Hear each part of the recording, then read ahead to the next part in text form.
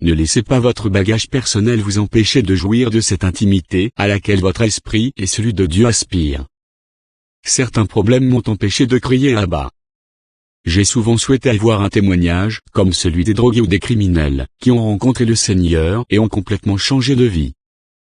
Contrairement à eux, j'ai été élevé dans un foyer chrétien et j'ai appris à connaître Jésus personnellement alors que j'étais au lycée. Après avoir marché plusieurs années avec lui, je m'en suis peu à peu détourné.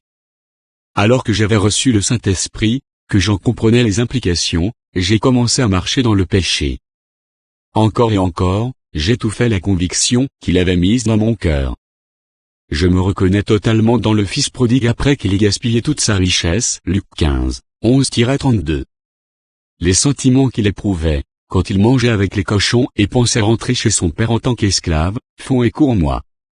Il m'arrivait parfois d'attendre quelques jours, voire quelques semaines, avant de parler à Dieu, je voulais d'abord m'en rendre digne. Je me comportais comme un esclave et j'obéissais du mieux que je pouvais.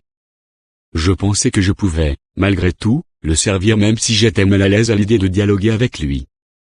Avez-vous déjà éprouvé ce sentiment? Avez-vous parfois envie de prendre vos distances avec Dieu parce que vous vous sentez tellement honteux de votre péché? C'était récurrent chez moi. Je voulais prouver que j'étais désolé en étant fidèle pendant un temps. Je voulais accumuler des bons points avant de poursuivre ma relation avec lui. Je voulais que Dieu voie que je pouvais être un bon serviteur. Ensuite, je me sentais suffisamment bien pour recommencer à lui parler. Mais Dieu ne voulait pas d'un bon esclave qui faisait des efforts. Il désirait avant tout que moi je vois qu'il est un bon père. Il cherche l'intimité. Il faut de la foi pour croire que Dieu est réellement comme le père du fils prodigue, qui, de loin, le vit et fut touché de compassion, il courut se jeter à son cou et l'embrassa, Luc 15, 20. Vous en doutez? Le père a pourtant bien pardonné à son fils, sans aucune condition. Sans amertume et sans réclamer de pénitence ou de peine, il a invité son fils à faire à nouveau partie de sa vie. De la même manière, l'Esprit murmure des vérités à notre cœur, tel qu'il n'y a donc maintenant aucune condamnation, pour ceux qui sont en Christ Jésus, Romains 8, 1, rien ne pourra nous séparer de l'amour de Dieu en Christ Jésus, Romains 8, 39. Et il est fidèle et juste pour nous pardonner nos péchés, 1 Jean 1, 9. Nous pouvons sans doute citer ces versets par cœur, mais nous avons souvent besoin de nous remémorer leur puissance et leur véracité. Et l'un des rôles du Saint-Esprit, c'est justement de faire ce travail de remémorisation. Dieu a dit à Israël, vous me chercherez et vous me trouverez, car vous me chercherez de tout votre cœur. Je me laisserai trouver par vous, Jérémie 29, 13-14. Quand, pour la dernière fois, avez-vous cherché Dieu de tout votre cœur?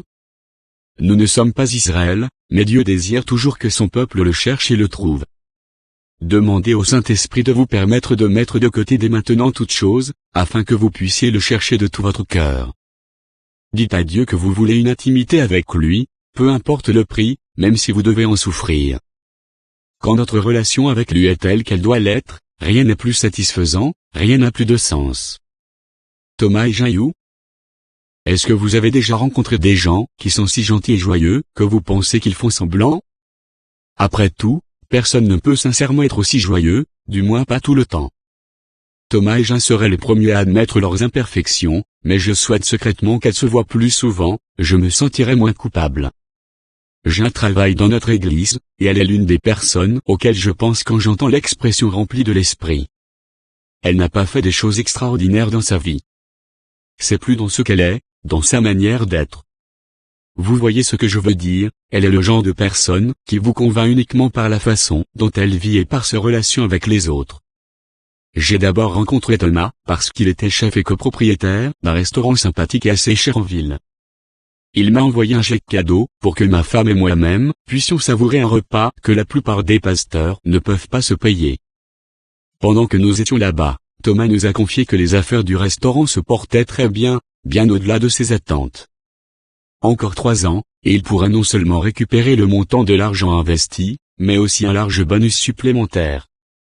Le seul problème était que Dieu l'appelait à quitter le restaurant maintenant, et pas 3 ans plus tard.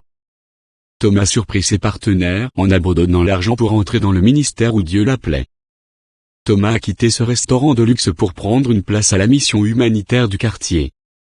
À présent, il cuisine pour les sans-abri, les toxicomanes en désintoxication et tous ceux qui souhaitent reconstruire leur vie. Il se sert de sa formation dans l'art culinaire, pour enseigner aux sans-abri à cuisiner et les aide ensuite à trouver du travail comme cuisinier dans les restaurants des environs. Thomas et Jean forment un jeune couple de notre assemblée. Ils sont remplis du Saint-Esprit et conduits par lui. Ils croient que Dieu les appellera à quitter leur pays prochainement, mais d'ici là, ils cherchent quotidiennement à suivre la direction de l'Esprit. Et ils obéissent.